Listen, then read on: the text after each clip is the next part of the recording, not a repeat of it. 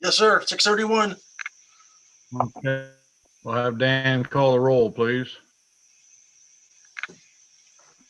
Bennett here or not? Goss, Here. Harper, Here. Lockshin, Here. Rodriguez, Here. Taylor, Here. Woken, Here. Summers. Present. Partway. Okay. All right, next, approve agenda and addenda. I'll move, Lockshin.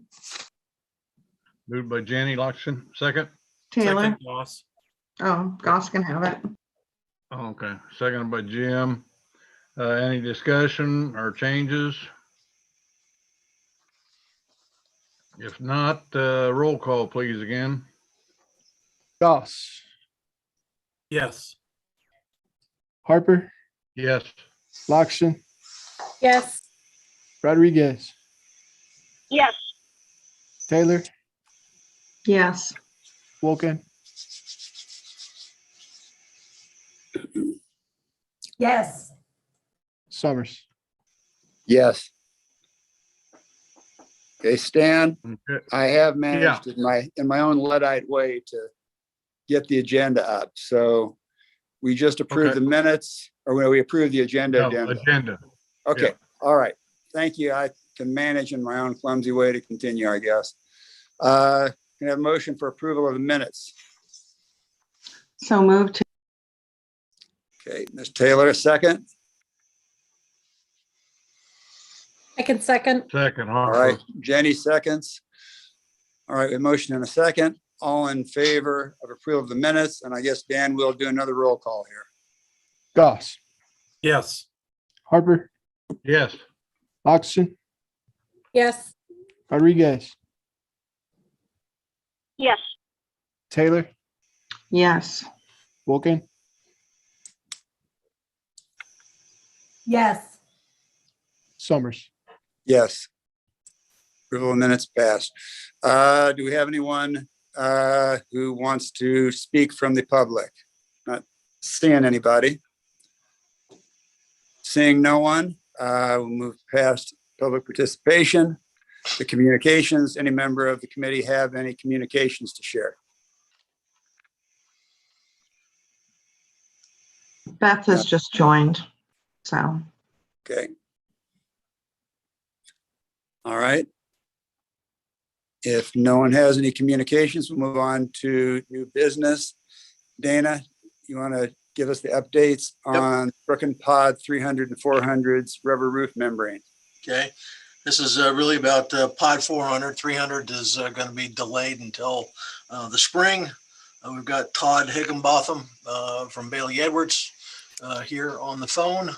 Talk a little bit and give us an update where we're at. We have concluded the Pod 400 just before winter, but I'll let Todd go ahead and finish it. Thank you, Dana, and good evening, everyone, and Happy New Year. As Dana mentioned, we were able to substantially complete Pod 400. Todd, you're really faint for me. Is that a problem with everybody or just me? No, it's with me too. Okay. All right. Is that any better?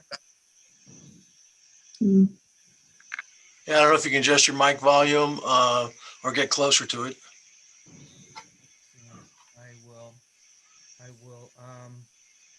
Boy, it's such a rarity that I'm soft-spoken. Usually people tell me to turn it down. So is that any better?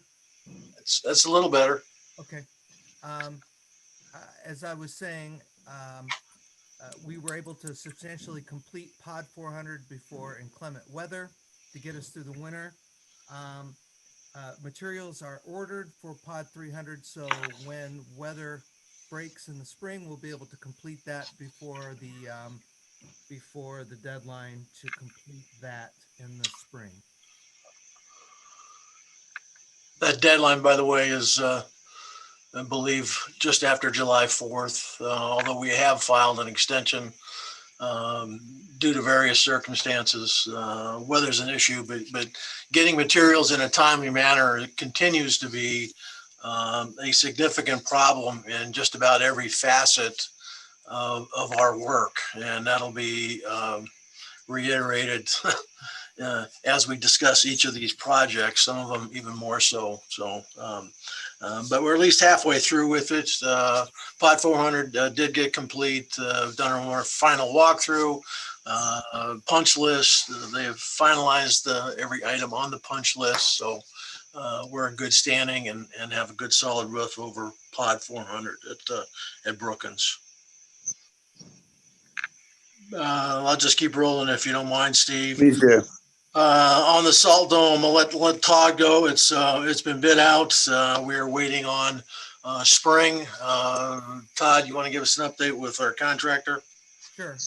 Our contractor is Top Roofing out of Wheaton, Illinois. We in the fall entered in a contract with them. Did the shop drawing review process. Materials are ordered, and so again, we're waiting for good weather, and then they will mobilize and get to work on that.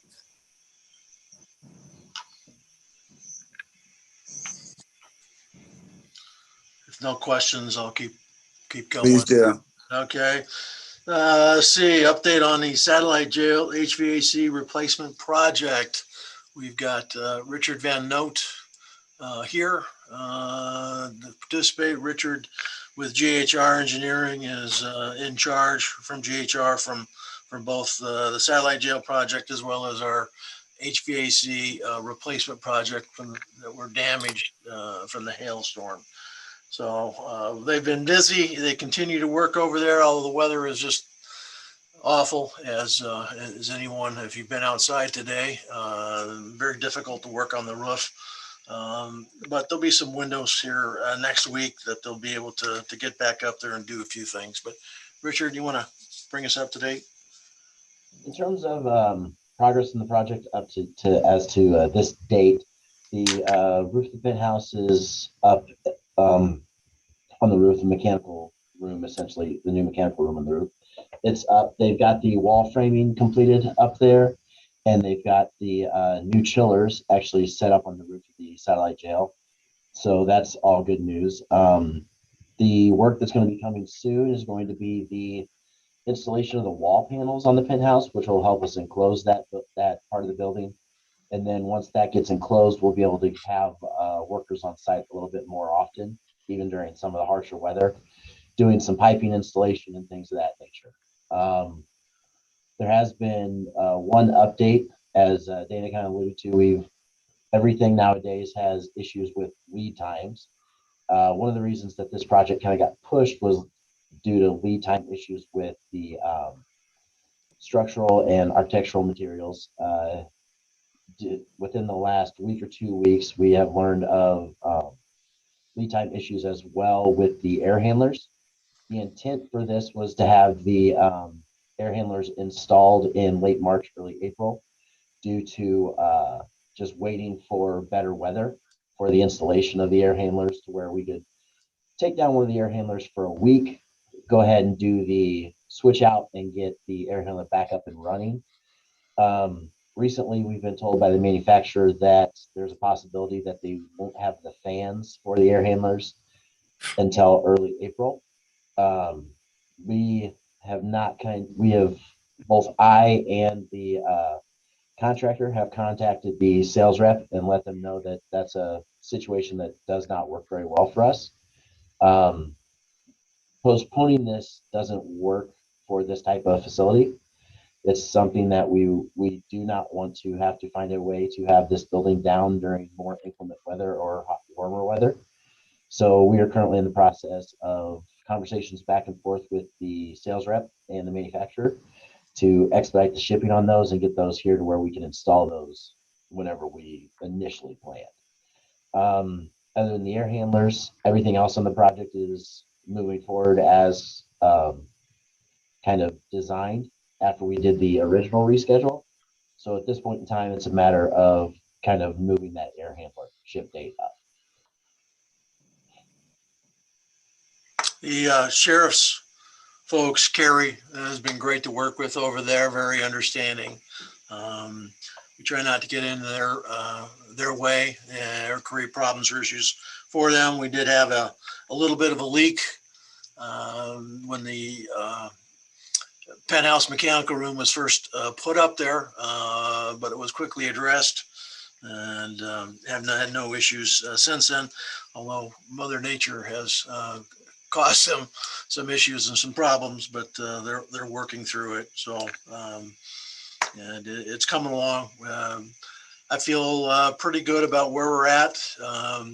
Air handlers are a bit of an issue, but our contractor as well as GHR have reached out, and both have a good relationship with the producer of the air handler. So we'll see how much we can push, and if we can get at least a place in line to get the first air handlers off the manufacturing floor. We've done our best to kind of express to the sales rep and manufacturer in this case the type of facility we're dealing with here. We don't have the ability to unoccupy the space. We don't have the ability to move occupants. So we've kind of very, very much put in their mind that this is a facility that needs to kind of be switched over the way we have intended. So we're doing our best to make them understand kind of what our intent here is and try to get them to move forward with us. Any questions? Hearing none, we'll move on to the hail damaged HVAC equipment. Some of the work has been done here at Brookins. We're hoping to get a little bit more work done before winter really sets in here at the courthouse. I'll let Richard talk about that in a second. Just to bring you up to date also on the courthouse, I think I mentioned before, there's Illinois American Water has got a major water line replacement project going in from basically Broadway to Cunningham. It's the whole block in between us and the courthouse and the federal courthouse. They've given us little slices of space so that we can continue to get into both the Sally Port for inmates as well as to access our loading dock. We may run into a problem with the crane trying to get here to lift some equipment up this next week, because their project is not done and they're not pouring concrete this week due to the cold weather. So we'll see how that goes. But Richard, you want to talk about that? Yeah, with regards to the this hail damage project, the units on north part of Brookins, those have all been replaced, up and not running and operational. The next intended piece of work is to replace the coils on the chiller for the courthouse, as Dana was discussing. As we all kind of know, they have that project going on outside the courthouse. The intent is for this week, the contractor as well as the crane company to be on site just to take a quick look, see if they believe they have the ability to access the space they need. If they don't, both of them will feel comfortable go ahead and pushing off the work on these coils. Our intent is to try to get them completed as quickly as possible, mostly because the contractor is currently paying storage on those pieces of equipment. So they're in the mood, of course, to get it done as quickly as possible. And we're also in the mood to get as much work done as quickly as we can as well. At this point in time, there's no lead time issues on the rest of this project. Essentially, we're just waiting for better weather to break into March and April for some of the other buildings on the project. So the hope is to clear this chiller work in the next week or two. And once we clear the chiller work, we'll essentially just be waiting until warmer weather to kind of finish up the project. Any further questions? None. Thank you, Todd and Richard, for both taking the time to present to the committee. I appreciate the information you're passing on. I hope that the problem with the chillers can be addressed in a functional fashion from the manufacturer. This is not a normal project. that they deal with, I'm sure. Dana, do you want to go on then at this point to Yes. the courthouse parking? Yeah, and I apologize that you got a bunch of information, both in the packet and as well, 3 pieces of information today. Did everybody get the emails today? Hopefully. There's a memo that I sent out to everyone that kind of, basically tells a story. So I have proposed to change the existing Champaign County Courthouse parking lot from a staff and a public pay lot to a staff lot. There's roughly 110 spaces in the lot. There's 53 that are for staff right now. There's 52. And if you got the drawing from today, orange drawing highlights where the public park at, those 52 spaces, and then there's 5 handicap spaces at the north end of the parking lot.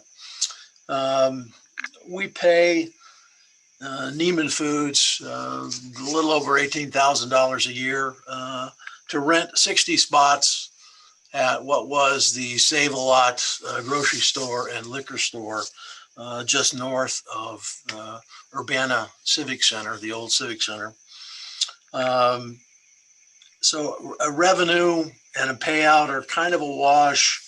If you looked at the revenue numbers from 2019, we were bringing in about $28,000 when the court was, basically in session, and they were having court with jurors on a fairly regular basis.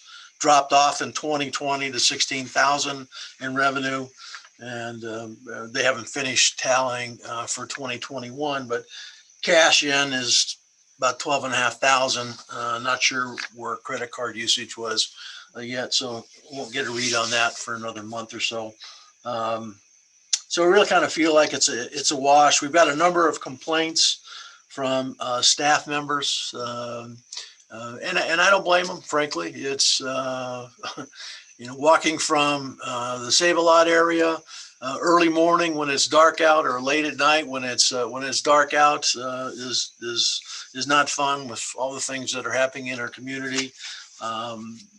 We would be better off protecting our staff as much as possible, allowing them to park in the courthouse parking lot.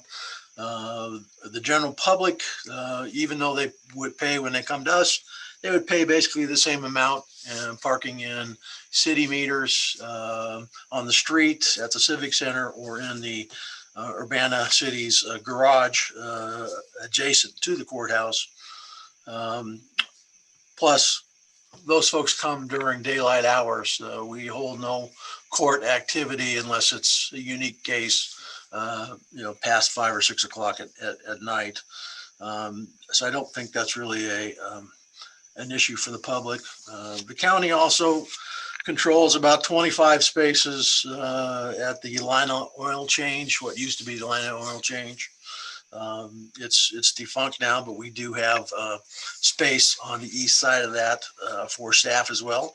And then we have a number of staff at the courthouse who rent spaces between the garage and the county plaza building. So we control who goes into the lot in terms of staff. It's allocated based on seniority with the county and their time here with us.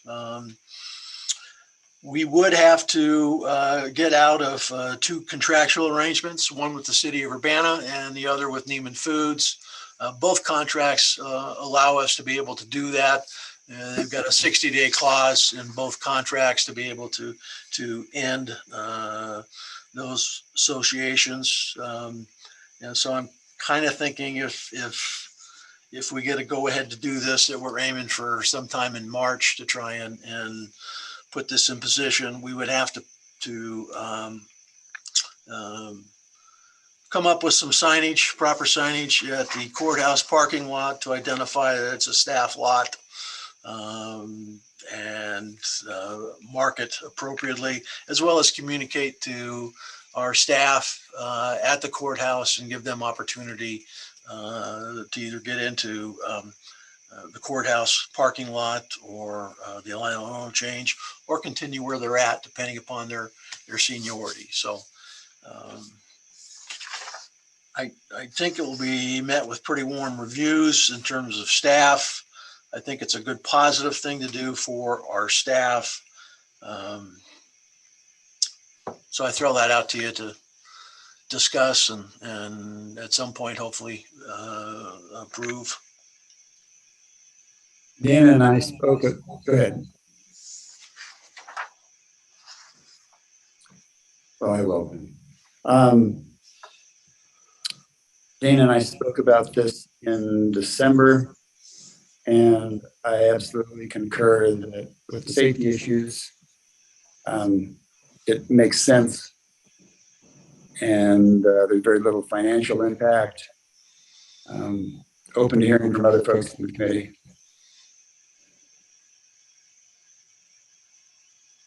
I agree. I'm all for it.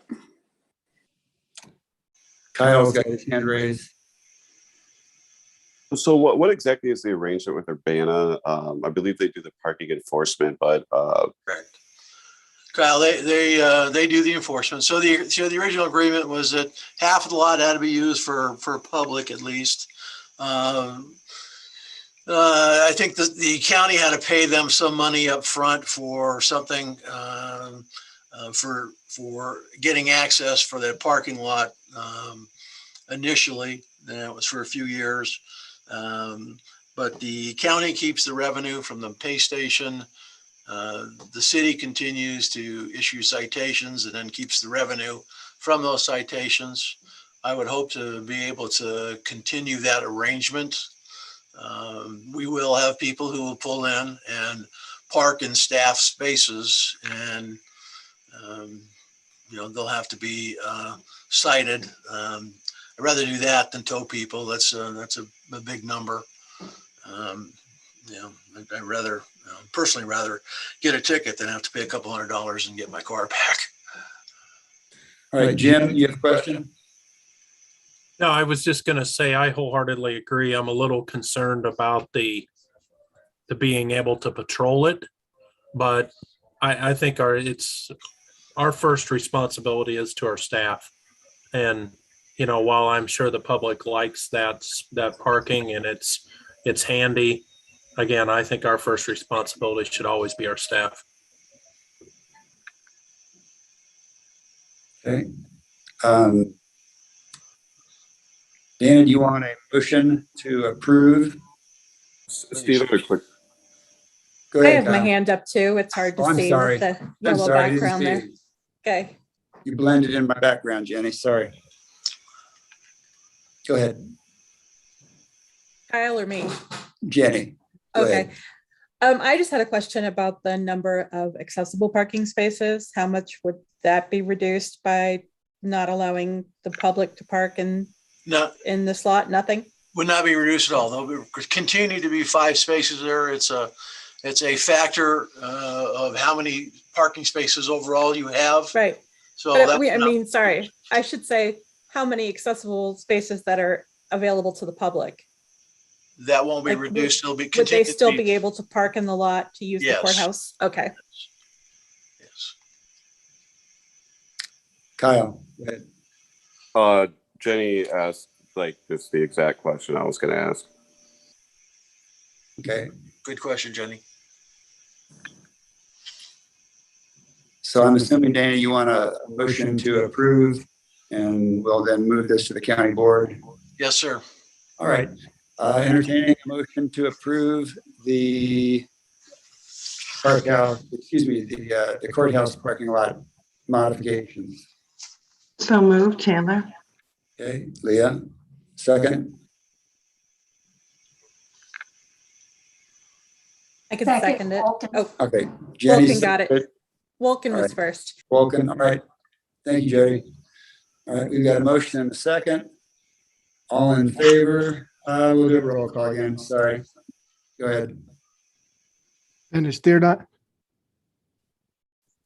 Aye. Goss, Yes. Harper, Yes. Loxon, Yes. Rodriguez, think she's departed. Taylor, Yes. Woken, Yes. Summers. Yes. Okay. From there, is there any other business? Seeing none, Oh, move on Steve, to I got the- one. I Oh, got one go ahead, thing, if you Dan. wouldn't mind. I just wanted to bring folks' attention that, I don't know what they've heard, but yesterday, Monday morning, about 2 o'clock in the morning, there was a water main break in front of the Black Dog Restaurant on Broadway. While the water main did not impact us, unfortunately, the water main pressure blew sand, basically blew a hole in the gas line from Ameren. And that impacted most of the businesses on the north side of Main Street, including our sheriff's office and jail. So the gas was turned off, obviously needed to be, until about 4:30 p.m. So we were without, heat in the building. Sheriff is going to let people go in terms of his staff. If they were too cold downstairs, they were monitoring the temperatures, and they felt fine down there. Ameren did a very nice job. Both the water company and Ameren did a terrific job in trying to bring this problem to closure so we can get both water and heat back.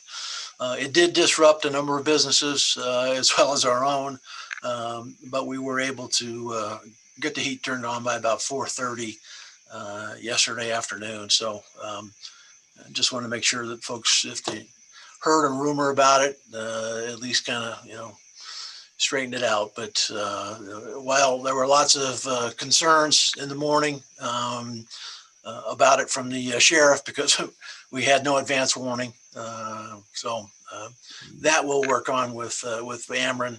We are a little bit different business with the jail and the courthouse there. So hopefully we can reach out to somebody within their organization and make them understand that we need a little more communication about problems that pop up. So. Thank you for sharing that information, Dana. I do not have a presiding officer's report. Do want to thank my vice chair, Stan, for starting off the meeting when I was unable to. Designation of items to be placed on consent would be 6E. And with no further ado and very poor audio on my part, we stand adjourned. Thank you. Thanks, everybody. Thank you. Thanks all.